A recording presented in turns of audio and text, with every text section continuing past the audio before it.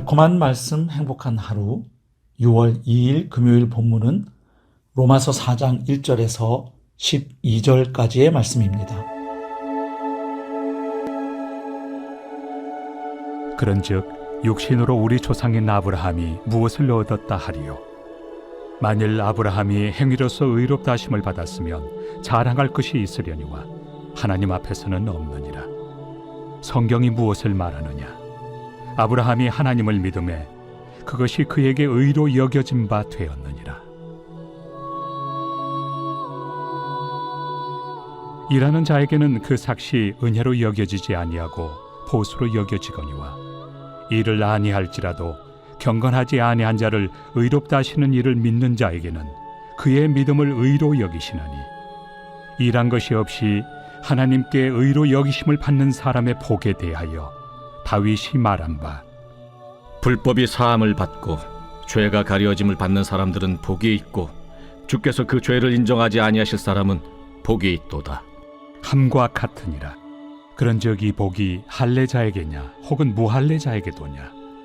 무릇 우리가 말하기를 아브라함에게는 그 믿음이 의로 여겨졌다 하노라. 그런즉 그것이 어떻게 여겨졌느냐? 할례시냐 무할례시냐? 할례시가 아니요 무할례시니라.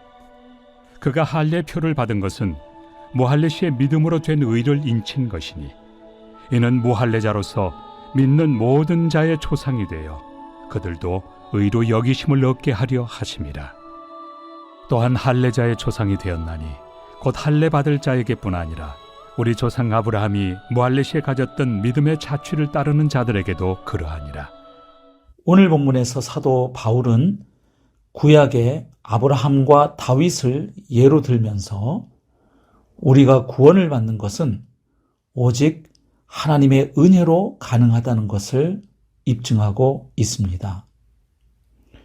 오늘 본문에 등장하는 아브라함과 다윗은 이스라엘 역사에서 정말 중요한 사람들입니다. 아브라함은 이스라엘의 시조입니다. 즉 이스라엘 나라의 기초를 놓은 사람입니다. 그리고 다윗은 이스라엘을 제국의 반열에 올려놓은 사람입니다. 국가의 기틀을 세우고 하나님의 백성이 얼마나 강성할 수 있는지를 잘 보여준 영웅 중의 영웅입니다. 그런데 이 두 사람이 구원에 대해서 무엇이라고 고백하느냐? 오직 하나님의 은혜로 구원받았기에 자신들은 자랑할 것이 아무것도 없다고 고백할 수밖에 없다는 것입니다. 먼저 아브라함은 할례받기 이전에 그리고 아직 율법이 존재하지도 않던 그때에 오직 하나님을 신뢰한 믿음 때문에 하나님께 의롭다고 인정을 받았습니다. 즉 아브라함은 율법이나 할례와 상관없이, 다시 말해서 행위나 공로와 상관없이 믿음으로 의롭다 하심을 얻었던 것입니다.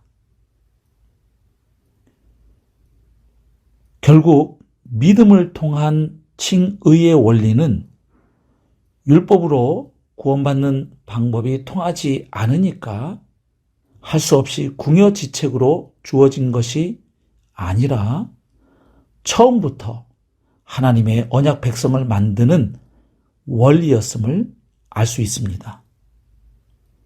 왜냐하면 모세를 통해 이스라엘 백성에게 율법이 주어진 것은 아브라함의 때로부터 약 400여 년이 지난 후였기 때문입니다.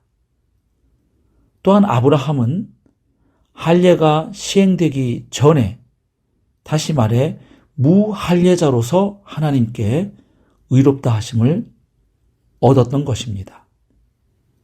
즉 그가 할례를 받은 것은 무할례 시에 믿음으로 얻은 의를 인친 것이었습니다. 그래서 아브라함은 할례자, 무할례자 할 것 없이 모든 믿는 자의 영적 조상이 된 것입니다. 결국 아브라함은 칭의와 관련해서 아무것도 자랑할 것이 없었습니다. 오직 하나님의 은혜로 주어졌기 때문입니다.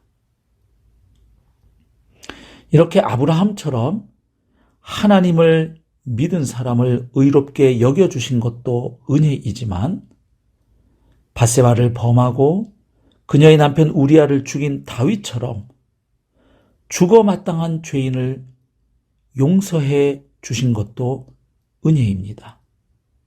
그래서 다윗은 시편 32편에서 허물의 사함을 받고 자신의 죄가 가려진 자는 복이 있도다 이렇게 노래했던 것입니다.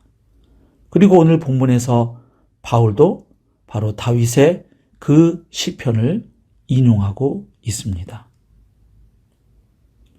자, 그러면 결국 오늘 본문에서 사도 바울이 예로 들었던 아브라함과 다윗은 왜 구원이 은혜일 수밖에 없는지를 잘 보여주는 인물들입니다.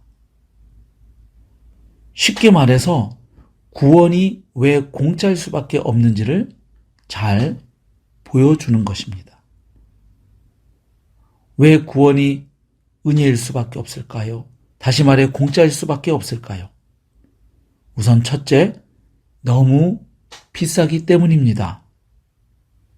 우리의 구원이 은혜인 것은 너무 비싸기 때문입니다. 절대 싸구려라서 공짜가 아닙니다. 허접해서 공짜로 주는 것이 아닙니다. 도무지 값을 매길 수 없을 정도로 비싸기 때문에, 그리고 그 누구도 감당할 수 없을 만큼 비싸기 때문에 구원이 공짜인 것입니다. 다시 말해 은혜인 것입니다. 생각해 보십시오. 우리의 구원을 위해서 정말로 값비싼 대가가 지불되었습니다. 바로 하나님께서 외아들의 목숨을 내어주셨던 것입니다. 두 번째로 구원이 공짜인 이유는 우리가 너무 가난하기 때문입니다. 이것은 첫 번째 이유와 짝을 이루지요. 구원이 은혜인 이유가 너무 비싸서 그렇다고 했는데 반면에 우리의 주머니는 어떤가요? 너무 가난합니다. 가진 게 없습니다. 그래서 주님께서 매기신 가격이 공짜인 것입니다. 그래서 오직 은혜로 받는 구원입니다. 따라서 구원받은 사람에게서 나오는 고백이 하나 있습니다. 그것은 바로 이것입니다. 나는 아무것도 아닙니다. 나는 아무것도 가진 게 없습니다. 나는 아무것도 자랑할 것이 없습니다.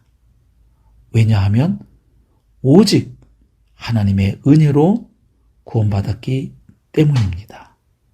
바로 이것이 하나님의 은혜로 구원받은 사람에게서 공통적으로 나올 수밖에 없는 고백인 것입니다.